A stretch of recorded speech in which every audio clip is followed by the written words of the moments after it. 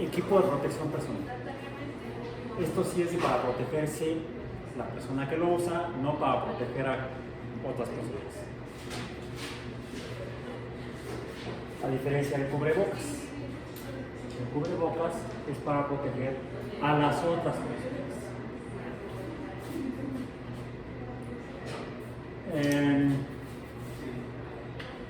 Voy a dejar este por aquí. Ahí está. Voy a hacer a un lado. Acá está. Y también traje este, que ya se ha demostrado, como estamos empezando un poco tarde, es evidente por qué. Llegué demorado.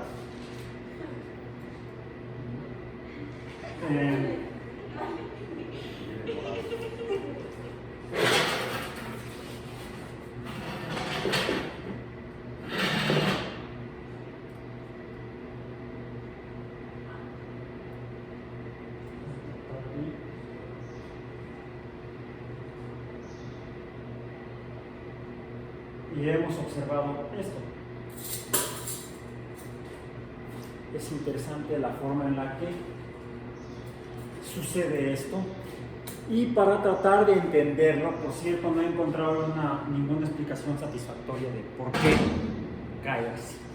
Cae. A pesar de que lo hemos observado.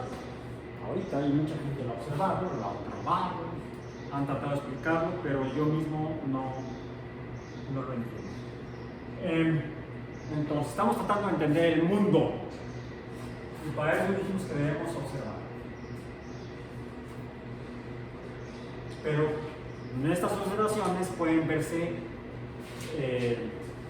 engañadas por cómo funciona el mundo mismo y cómo nosotros, formando parte del mundo, funcionamos. Por eso es que es necesario observar y medir. Medimos mediante números,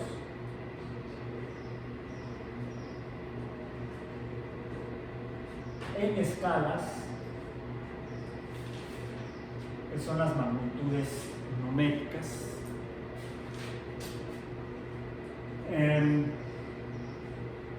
y medimos con esos números cantidades. Hemos dicho que medimos cantidades. Las cantidades de lo que forma al universo, al mundo. Y dentro de esas cantidades dijimos que están, por ejemplo, el espacio mismo.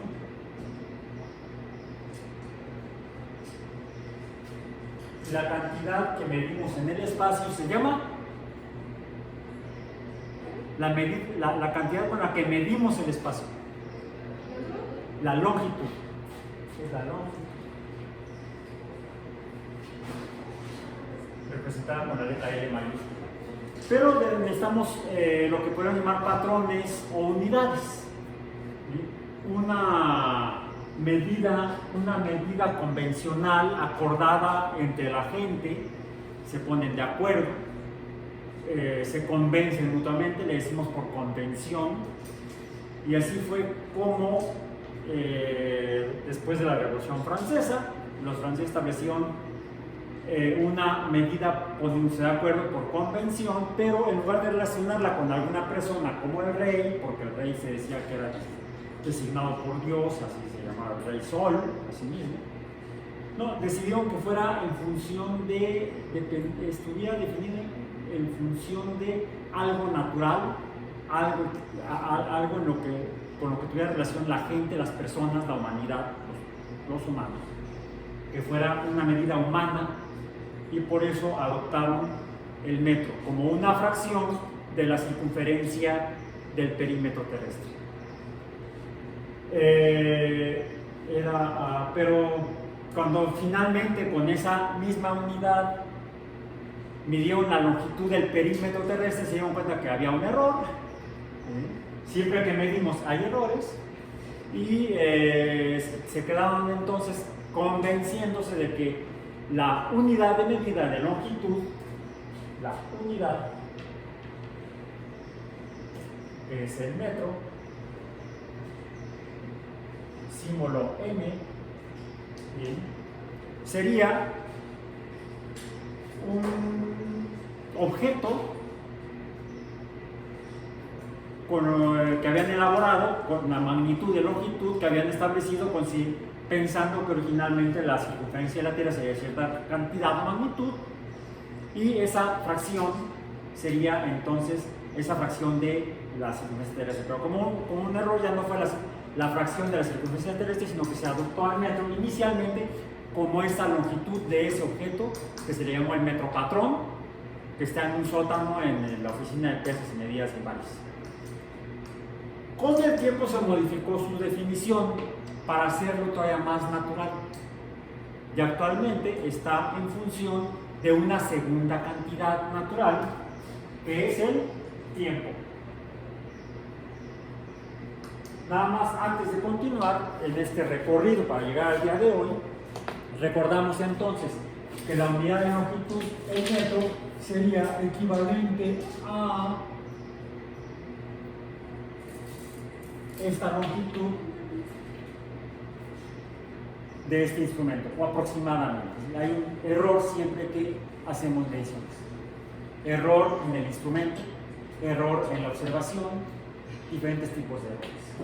De eso ya hemos hablado antes, y han tenido que revisarlo. Entonces, esto sería inicialmente la magnitud de un espacio de un metro, no importa si es en esta posición, diríamos, paralelo al horizonte de donde estamos, horizontal, o podría ser vertical, o podría ser hacia usted, hacia mí, porque el cero está allá. Entonces, siempre que hacemos mediciones necesitamos establecer, dijimos, una escala. Necesitamos también entonces medir con una escala, y en esa escala se requiere un punto de referencia u origen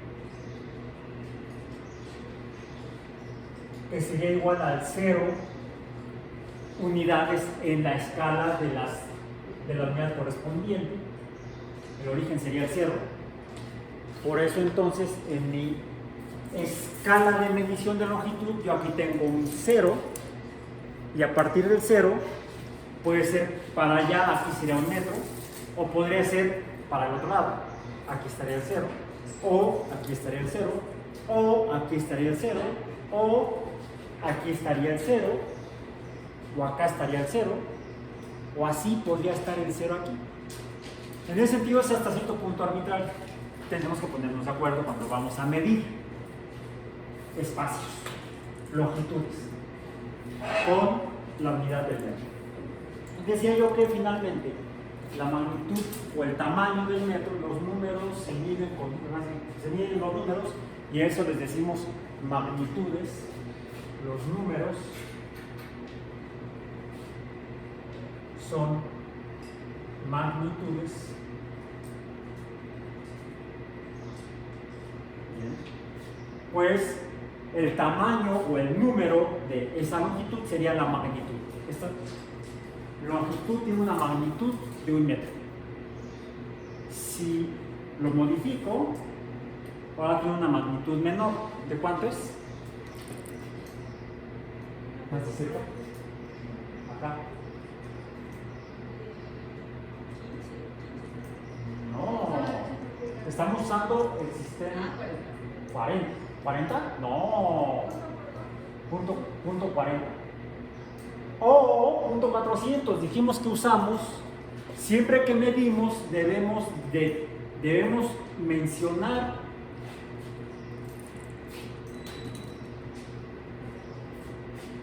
hasta dónde puede medir la cantidad, en este caso la longitud del instrumento. En este caso, la cinta métrica, vamos a decir el instrumento,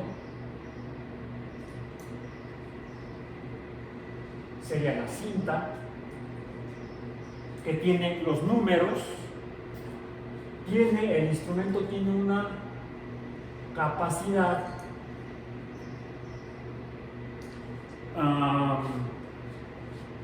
de medición, una capacidad de darnos los números.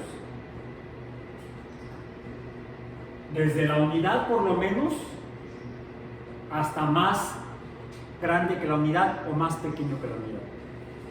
A esta capacidad le llamamos también resolución. Y la resolución es una forma de poder determinar de alguna manera o estimar el tamaño del error. Esta resolución está en el último número que nos puede medir en cuanto a fracción, por ejemplo, o incluso en cuanto a múltiplo, y la diferencia entre dos valores de esa fracción o de ese múltiplo. ¿Cuál es la diferencia entre los valores más pequeños de longitud que puede medir esto? Lo que se llama milésima parte de un metro o un milímetro. Entonces, en este caso, la cinta tiene una resolución de 0.001 metros. Y esto nos ayuda a definir el error del instrumento. El error del instrumento, vamos a llamarlo instrumental,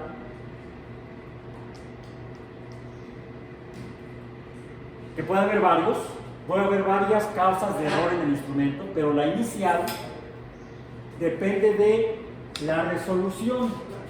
Aquí el error será de más, pues puedo medir de más, el número real puede ser más grande o puede ser más pequeño, pero ¿qué tanto? Más, menos 0.001 metros, y eso ya lo habíamos mencionado previamente, ¿ok? Nada más que lo estoy retomando porque hoy van a hacer algunas mediciones. Entonces, para que se acuerden que siempre, aún es aquí, no, es cuando es más válida esa frase de errare humanum est. Errar es de humanos. Errar sin H, porque errar con H es del herrero. Por ejemplo, cuando va a errar un caballo, a ponerle las... Se me olvidó la palabra en español. Herradura, sí. Me estaba hablando de horse show en inglés. Zapatos para caballo. Es lo que significa literalmente. Por eso cuando uno traduce, adapta. No hace traducciones literales. Tráete los zapatos del caballo. Las herraduras. Ok, bien. Yo nunca he visto un caballo con zapatos. He visto con herraduras. Esos en Estados Unidos tienen zapatos. Es lo que significa literalmente horse show, zapato de caballo. Bien, ok, bueno, entonces, pues dejemos de decir tonterías, al menos estas tonterías, digamos otras tonterías. Ok, entonces, el metro finalmente está definido en función o con base en una otra cantidad. Estas son las cantidades básicas, decíamos. Estas, la longitud, el tiempo, que es representado con la letra T minúscula. La unidad, ¿cuál es? El segundo. Incluso ya hablamos de dónde viene históricamente este nombre.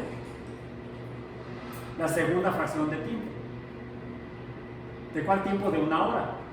El primer pedazo pequeño de una hora era la primera parte pequeña de una hora, una pequeña parte de una hora, pero en latín, en italiano, minuto. La segunda parte pequeña o la segunda fracción de tiempo de una hora sería un minuto es la sexagésima parte de una hora. La segunda sexagésima parte de una hora sería el segundo. Símbolo ese. Rápidamente mencionamos un poco la historia. Y un protagonista de esto fue Galileo. Ya mencionamos incluso que tuvo que ver con su estudio del movimiento del péndulo. El segundo. Instrumento para medir el tiempo, el cronómetro. Literalmente el medidor de tiempo, cronómetros. ¿Bien? Este es un cronómetro ya un tanto antiguo, usa resortes para funcionar, equivalentes a péndulos. Lo único digital es que usa los dedos para funcionar, ¿sí? Lo aprietas con los dedos, entonces sí es digital. No es formalmente digital electrónico, como los como por ejemplo este reloj, en el cual podemos observar que también tiene algunos resortes, ahí se ponen en la cámara, se alcanzan a ver el mecanismo con resortes en este reloj. Todos los relojes que tienen manecillas, todos funcionan mediante círculos en movimiento y resortes y otras cosas. Este reloj es un reloj que no usa pilas. Tampoco es un reloj al que hay que darle una vuelta al resorte o cuerda al resorte, sino que este es un reloj de los que se llaman automáticos. No usa pilas, no tengo que estar gastando en pilas. Tampoco tengo que estar cada mañana dándole a la perillita para que se enrosque el resorte, sino que simplemente con estarlo moviendo, el resorte se enrosca y entonces puede mover todo el mecanismo. ¿Sí? Entonces son muy prácticos estos relojes automáticos. Sin embargo, bueno, este me costó 30 años, porque me lo dio la universidad cuando cumplí 30 años trabajando aquí en la universidad. ¿Sí?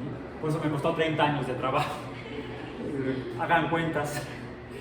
Este no lo vendo, porque además no hay quien lo pague, yo creo. Sin embargo, tristemente, no funciona muy bien. Se adelanta 5 minutos cada 24 horas. Sí, no existe el mundo perfecto. ¿Sí? Tengo otro reloj que compré yo que funciona con pilas. Es un reloj para bucear, que es más preciso que este, no se atrasa, no se adelanta, pero este lo traigo porque sirve para la clase de física, por ejemplo. ¿Sí? Bien, entonces, y los relojes, entonces, los relojes no sirven para medir el tiempo en mediciones, no. Sirven para medir el tiempo convencional, el cotidiano. Para medir el tiempo uso yo cronómetros. Puedo transformar un reloj en un cronómetro cuando le defino dónde está el cero. Yo digo, el cero está en la rayita de arriba o en la rayita de abajo. En ese momento el reloj se ha transformado en un cronómetro. ¿Bien? En un medidor de tiempo. Por cierto, si los relojes de este tipo usan manecillas, los relojes digitales usan dedillos.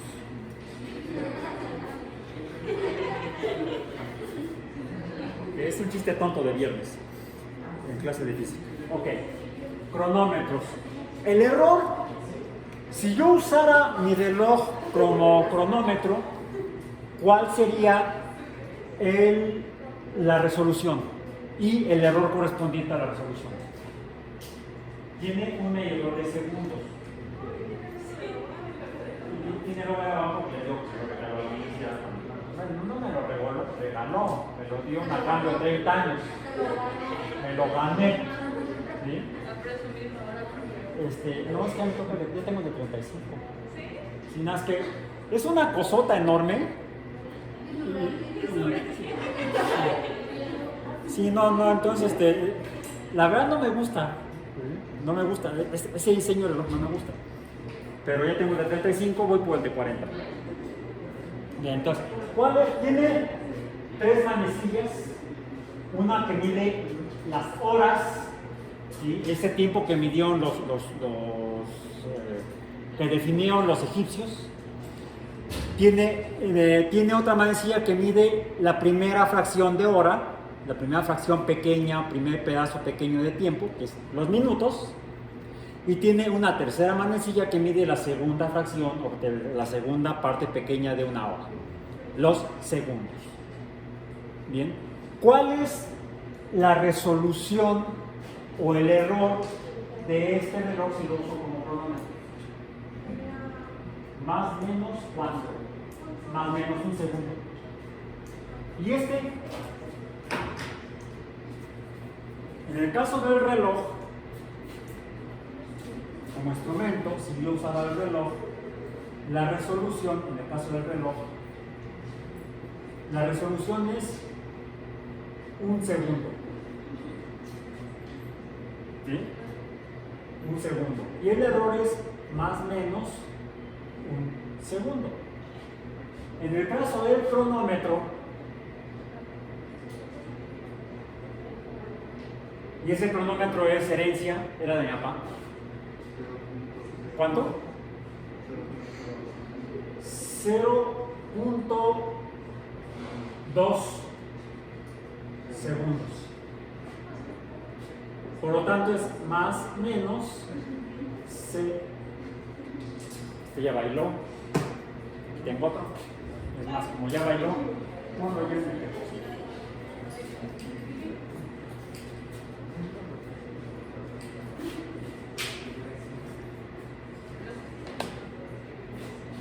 Más menos 0.2 segundos. ¿Sí? O sea, son vigésimos de segundo el límite de resolución de este cronómetro. Los cronómetros con los que podemos contar, o que contamos a veces en nuestros teléfonos celulares, ¿cuál es el error? ¿O cuál es el límite de resolución primero? Revísenos. Busquen el cronómetro de sus dispositivos electrónicos que traigan, puede ser la tableta, la computadora, las computadoras tienen relojes. ¿Cuál es el límite de resolución? ¿Y cuál sería el error? Es más, si pueden hagan una captura de pantalla y la meten en su reporte de la semana.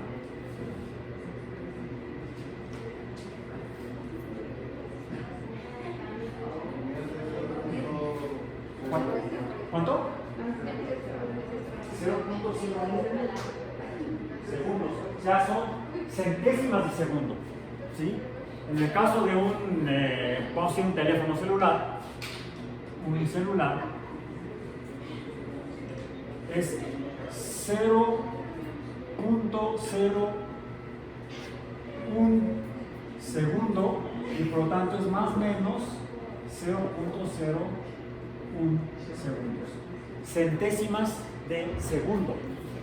O sea, podemos medir intervalos de tiempo muy pequeños, muy pequeños, con un error muy pequeño.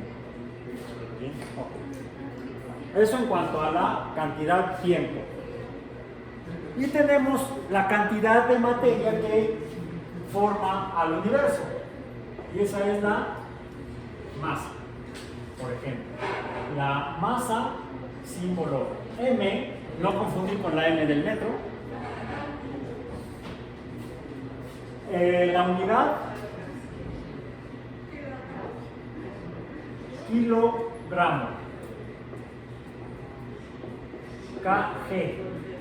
¿Y con qué la medimos?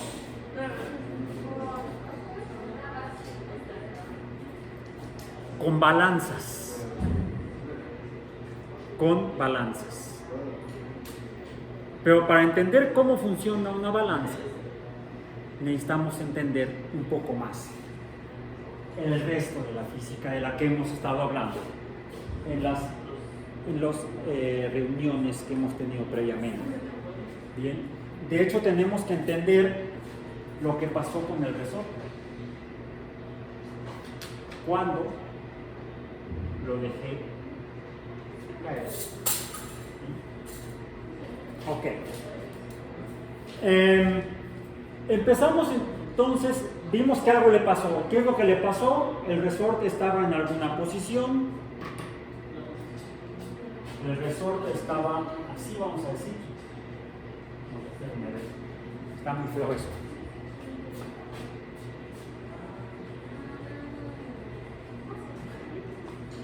El resorte estaba así.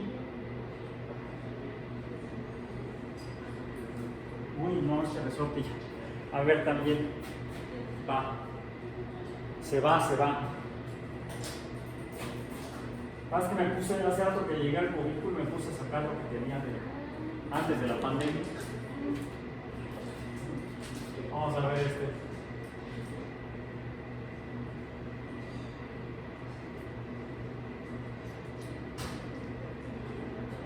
más o menos. ¿Bien? ¿Qué es lo que observamos en el resorte? Espirales, una espiral. ¿Sí? Y lo que observamos cuando lo sostengo de la parte de arriba y lo levanto,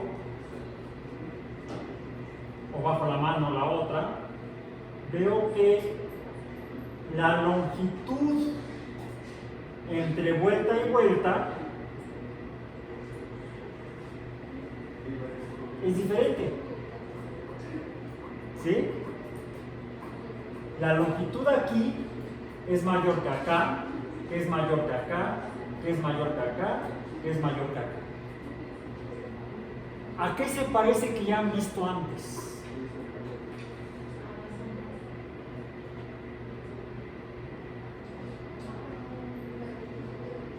Solo que un tanto al revés. Cuando lanzamos un objeto hacia arriba, primero en un intervalo de tiempo, vamos a decir, la primera fracción de segundo, la primera centésima de segundo, recurre a un espacio pequeño, luego mayor, luego mayor, luego mayor, luego mayor, luego mayor. Aquí me está pintando el cambio de longitud recorrida entre unidad de tiempo cuando lanzo un objeto hacia arriba. Curioso, no hacia abajo. Primero, o sea, hay una diferencia de longitud en una cantidad. Estoy observando longitudes. Puedo usar otra cantidad de esas tres en lo que estoy observando. ¿Cuál? ¿El tiempo? No. A diferencia de lo que hemos visto, pero déjame nada más decir esto. A diferencia de lo que hemos visto antes, cuando hemos relacionado cantidades, por ejemplo, longitud y tiempo, y salió la cantidad derivada de dos cantidades derivadas, una la rapidez y otra la velocidad, y ya hablamos de en qué se parecen y en qué son diferentes. En este caso, la cantidad a la que estoy aludiendo no es el tiempo, sino decías la masa, la cantidad de resorte. ¿Dónde hay más resorte? Abajo que arriba. Es mayor la masa aquí que acá. Estamos ante un fenómeno que tiene que ver con los que observó Galileo a principios del siglo XVII, alrededor de 1600, que trató de interpretar a partir de su observación del movimiento o cambio de posición de la pesa de un péndulo o una pesa colgada de un hilo. Es un péndulo, una masa colgada de un hilo, el cual la masa cae, pero no cae vertical. ¿Cómo cae? No cae en una dimensión vertical, sino que cae en dos dimensiones. Cae en una dimensión vertical y una dimensión horizontal, todo de manera continua. Y entonces tenemos lo que se llama un péndulo, que sería una fracción, ya lo hemos visto antes, del movimiento, a ver, está cayendo, circular.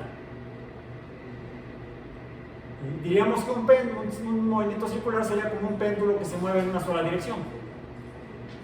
No cambia el sentido del movimiento o de cambio de posición de la masa en el espacio.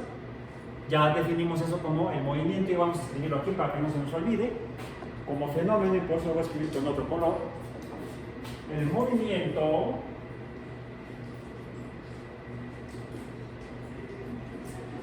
es el cambio de algo en un espacio. Y digo en un espacio porque el espacio puede ser de una dimensión, de dos dimensiones como el círculo, o en tres dimensiones, o en cuatro dimensiones, o en n dimensiones. Pero nosotros nos quedamos con el universo en el que vivimos, que es de tres dimensiones. ¿Bien? Dejo de fumarme mis calcetines y me remito a tres dimensiones. Entonces, eso es El movimiento es el cambio de algo en el espacio. Como el espacio lo mido con longitudes, lo mido en longitudes, con metros, pues un cambio de longitud entre posiciones. La posición es donde se encuentra algo en el espacio, que sería otra definición. La posición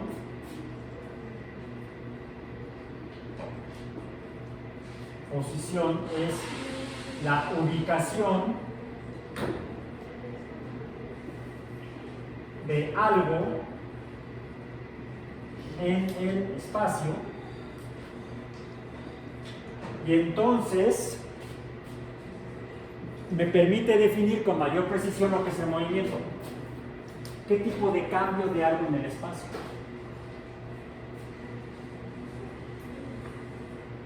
Es el cambio de posición o ubicación.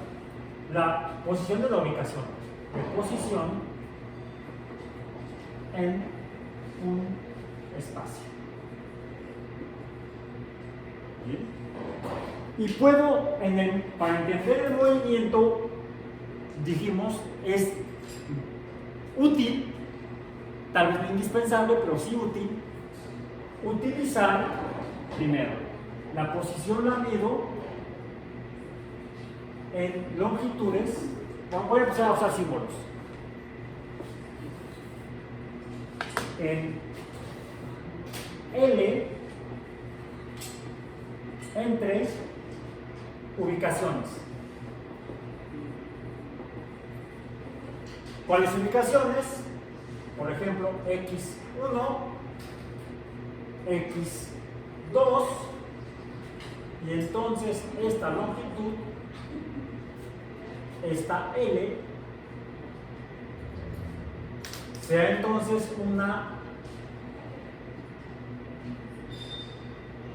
un cambio de posición. El movimiento sería, esta es la posición, estas son las posiciones, y el movimiento sería, déjenme ver, si está aquí el objeto, y luego está acá, bien, este intervalo, ¿cómo se llama? Sería delta X, que es igual a X2 menos X1, la ubicación inicial, la ubicación final, o la primera y la segunda, porque puede haber una X3 y puede haber una XN. ¿Bien? O puede ser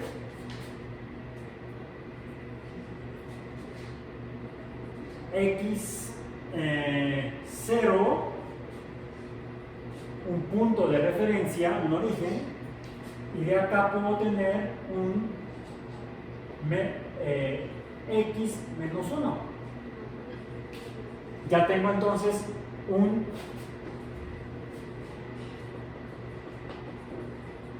sistema de referencia, donde tengo el origen y tengo la escala. El sistema tiene el origen y la escala. El origen y la escala, con las magnitudes. Y entonces puedo determinar esto que es el cambio de posición, y me da una nueva cantidad que dijimos que es la distancia. ¿Bien? Bueno. Puedo yo relacionar la distancia, la longitud, la cantidad de longitud, con otra cantidad.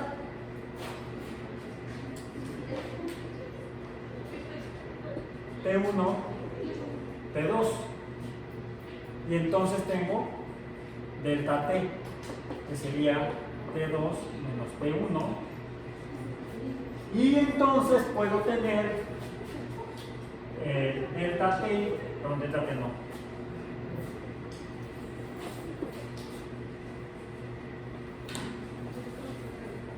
Delta X entre delta T, y sale una nueva cantidad derivada que ya la mencionamos, que sería la velocidad.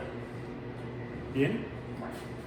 La velocidad, por cierto, entonces, como tengo Un delta X que puede tener valores positivos o puede tener valores negativos. ¿Sí? Si delta X es menor que 0, la velocidad ¿cómo es?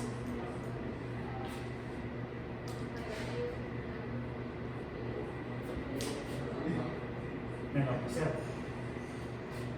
Es decir, un número negativo. Si delta X es un número negativo entre un número positivo me da un número negativo.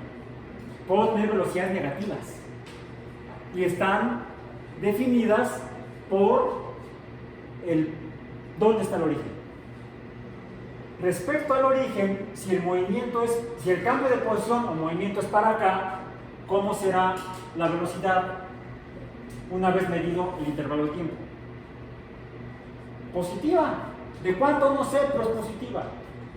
Si el cambio de posición es para allá, será negativa.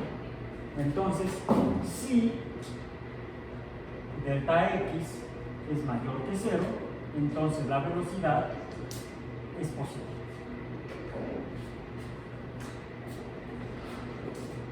Si delta X es igual a 0,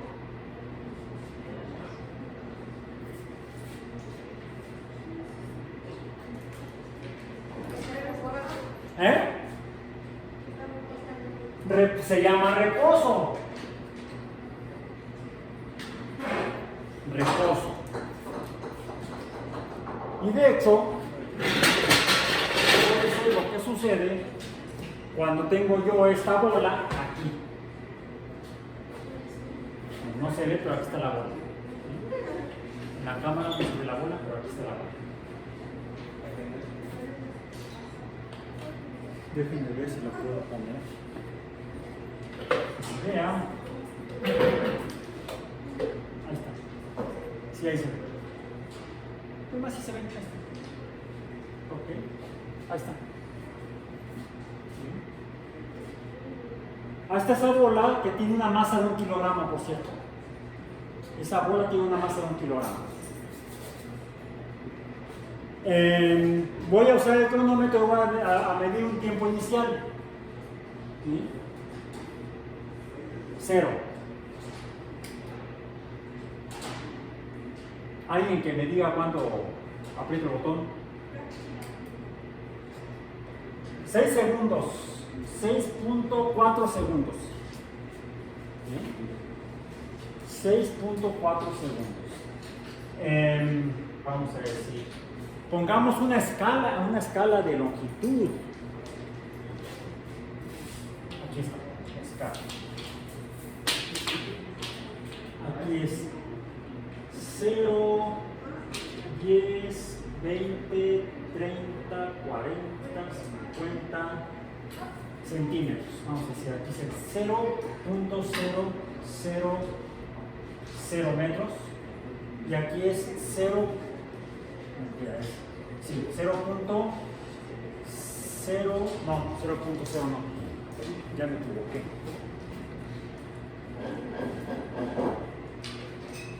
0.500 metros. ¿Ok? En el tiempo 0, ¿cuál era la posición de la pelota en este sistema X? En el tiempo 0 no es igual. No, sí, en el tiempo 0. Tiempo igual a 0. La posición en X era igual a 0. En el tiempo, vamos a decir 1, que sería, ¿cuánto dijimos? 6.4 segundos. La posición en X fue igual, esta es 0, esta es 1. ¿Cuál la posición fue? 0. No se movió, no hubo movimiento, no hubo cambio de posición del objeto en el espacio, en este espacio. No lo hubo. El objeto está en reposo. ¿Bien?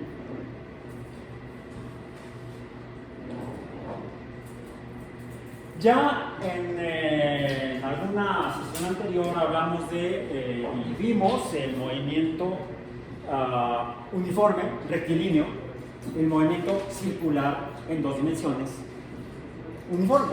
¿Por qué uniforme? Porque la velocidad se mantiene constante. Decíamos que si el cambio de posición en el espacio o la distancia en el tiempo, el cociente de distancia en el tiempo, en diferentes intervalos de tiempo se mantiene igual, no cambia el valor de este número, entonces es constante, es uniforme. Bien, no ha cambiado su posición en el espacio. Incluso podría yo seguir moviéndola y no cambia. ¿Por qué? ¿Por qué? Fue una pregunta equivalente a la que ya hicimos previamente de por qué cuando yo ruedo una pelota en el suelo no es raro ver que se mueva a velocidad constante, que el movimiento sea uniforme e incluso que se siga en línea recta. Bien. Yo ruedo la pelota de squash en el piso y si puedo medir el cambio de posición en el espacio en diferentes intervalos de tiempo, puedo ver al calcularlo que la velocidad es constante, el movimiento es uniforme. Sin embargo, cuando lanzo la pelota hacia arriba, los cambios de posición son equivalentes a la elongación del resorte que tenía yo en el momento. No sé cómo se llaman estos resortes en español. ¿Alguien sabe? ¿Vieron Toy Story? ¿Cómo se llama el perro amigo de Woody? Slinky. Slinky es este tipo de resorte. Estos resortes en inglés se llaman slinkies. De ahí viene el nombre del perrito, porque el perro es un resorte con una cabeza y patas de perro adelante y patas y cola de perro atrás. Como dice, mi colita. ¿Ok? Bien. Lo que observamos es lo opuesto a cuando esta pelota está aquí arriba.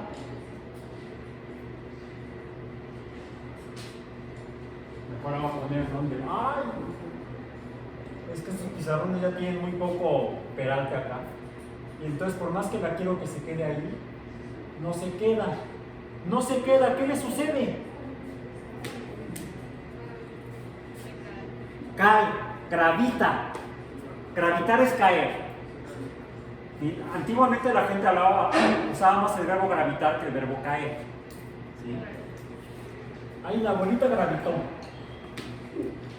Solo que hubo una interpretación de este fenómeno hace 500 años, 400 años, que hizo que fuera cambiando con el tiempo cronológico humano la interpretación de este fenómeno. Porque que los objetos caen lo han visto los humanos desde que el primer compadre se cayó del árbol, gravitó. ¿Sí?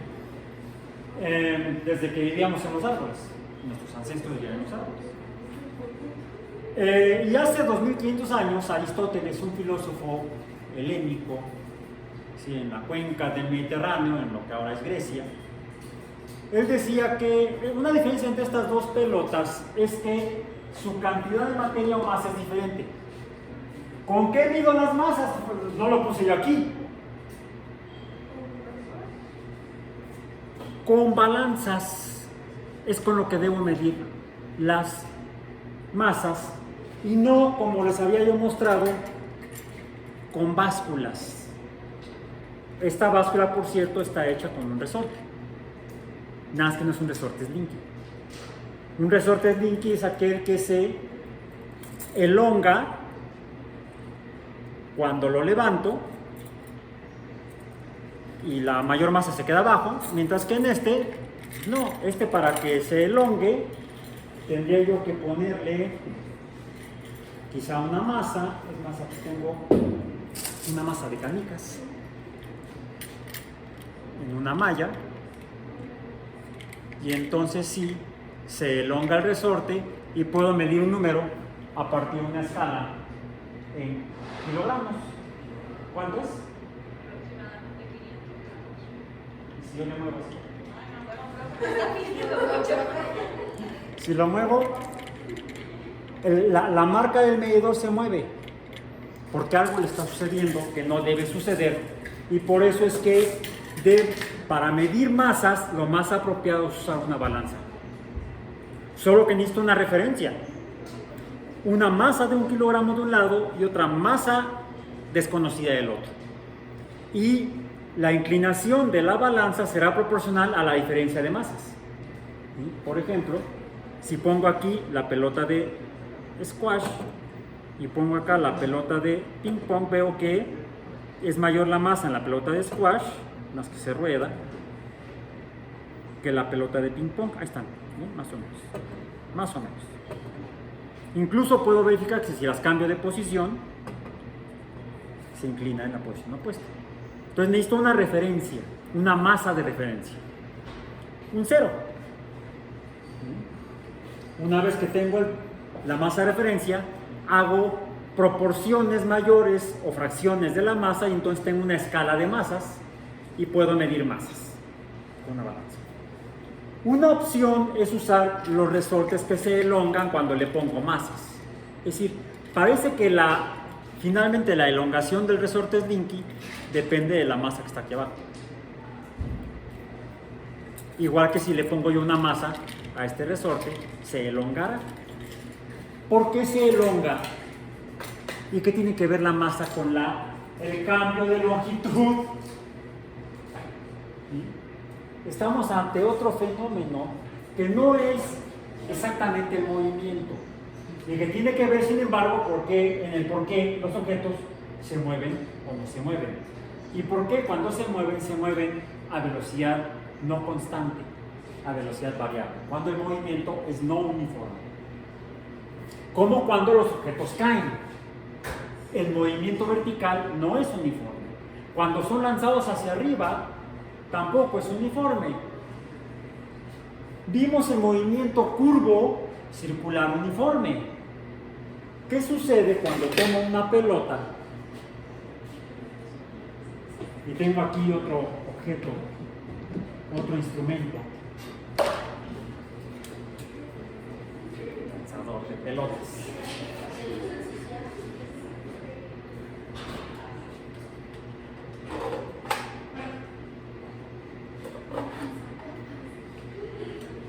Si lo lanzo hacia arriba,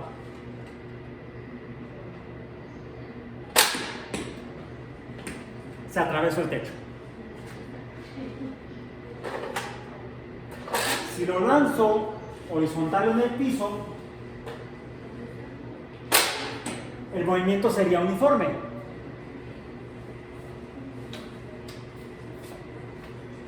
Si en lugar de lanzarlo vertical hacia arriba y horizontal hacia abajo, lo lanzo,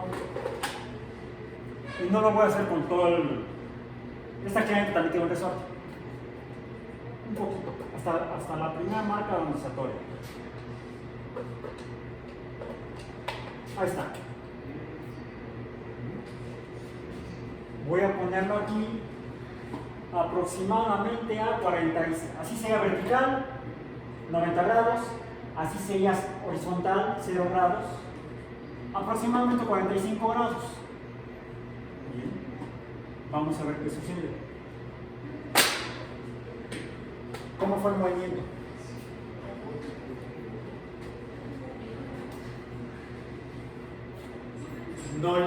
Primero, la forma fue no lineal, fue en curva, pero no fue circular tampoco, y la curva ni siquiera se parece a la media curva de un círculo.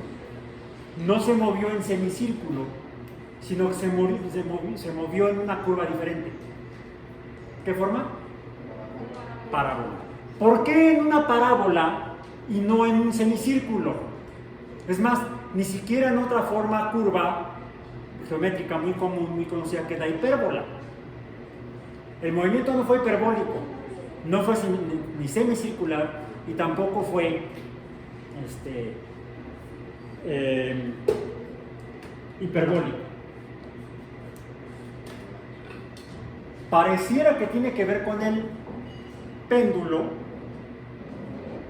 pero el péndulo es un semicírculo. La trayectoria del péndulo es un semicírculo. La trayectoria o camino de la pelota a 45 grados, y no importa el ángulo, puedo hacerlo a 30, a 60, a 90, a 88, a 2 grados, y siempre será una parábola diferente. Lo que tengo que hacer es medir. ¿Recuerdan lo último que vimos la reunión pasada, la sesión pasada? 2 dimensiones, y tengo que ver cómo es la velocidad en X y la velocidad en Y. Y lo que voy a ver es que cuando lo lanzo hacia arriba, el movimiento vertical, el cambio vertical es equivalente a la caída libre o al ascenso vertical. Hay una constante, el objeto está cayendo a tierra, eso nunca cambia. Caiga vertical, inclinado en línea recta, como lo vimos repitiendo un poco el experimento de Galileo del plano inclinado. El movimiento de caída vertical siempre es igual, y es igual en el cambio de velocidad. Si la velocidad cambia, si la velocidad no es constante, ya no solamente si es positivo o negativo la velocidad. Si v no es constante, entonces dijimos que hay un cambio de velocidad en función del tiempo. ¿Bien? Y esto dijimos que se llama ¿cómo? Aceleración. Que sería igual a v2 menos v1 entre t2 menos v1. En el caso de el lanzamiento vertical, voy a pasarme para acá.